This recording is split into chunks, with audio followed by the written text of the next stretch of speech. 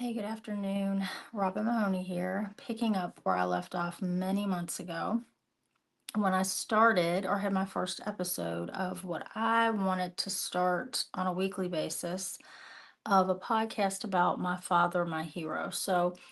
If you don't know me, I am the daughter of an amazing man who passed away in 2019, Mr. Walter Raymond Mahoney, and I'm just trying to honor his legacy by keeping his story and his memory alive, not only in my heart and in my mind, but just in the world, because he was just wonderful.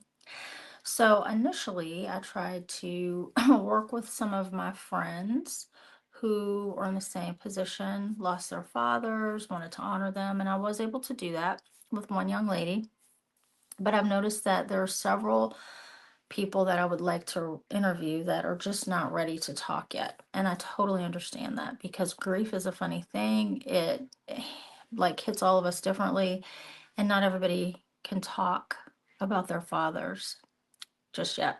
So I'm going to get back into my battle rhythm of doing my podcast about my father, my hero, even if I have to just tell you all about the GOAT, the greatest of all time, my daddy, for several weeks, just short and sweet.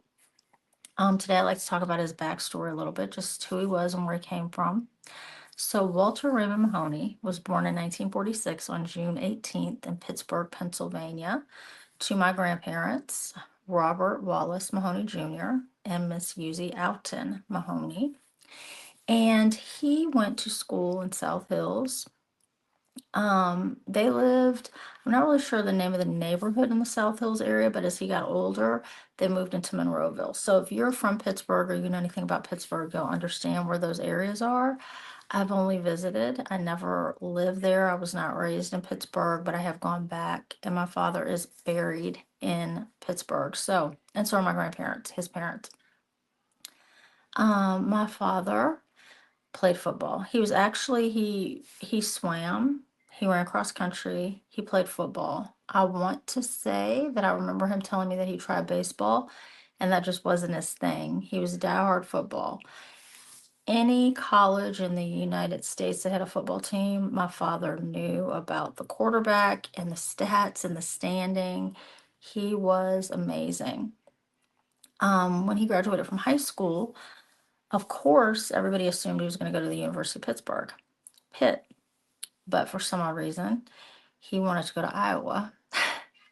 So he went to Iowa, and I believe he did 2 years there and decided that he wanted to go to Vietnam. So he had an older brother. He was the youngest of the two brothers who was already in the Air Force in England. And so my grandmother begged daddy not to join the Marine Corps. He wanted to go into the Marine Corps. He wanted to go to Vietnam. He wanted to do all the things, and she begged him not to. And so, some way, my father got recruited into the Secret Service during the Nixon administration, which is very cool. I did not realize that my father had ever been in the Secret Service until I came into the military and I had to produce my birth certificate for my enlistment. My mother had held on to my birth certificate all those years. I never needed it. I never saw it until I enlisted in the Army. And I remember my recruiters being very impressed that my father had been Secret Service because that's what it said on my birth certificate.